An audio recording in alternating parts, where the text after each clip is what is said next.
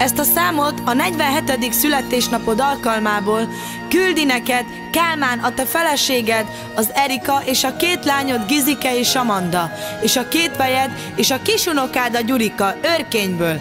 És ezzel a számmal kívánnak neked nagyon boldog születésnapot, és köszönik mindazt a jót, amit értük tettél, és elmondhatatlanul büszkék rád.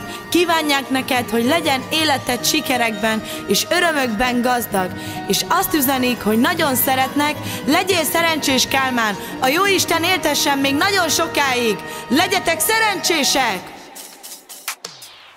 Te egész életedben vigyáztál mi ránk. Köszönünk neked minden drága jó apánk. Sok éven át, és most is még, hát azt kívánjuk neked, nagyon boldog légy. Elmúlt a sok-sok év, és megnőtt a család.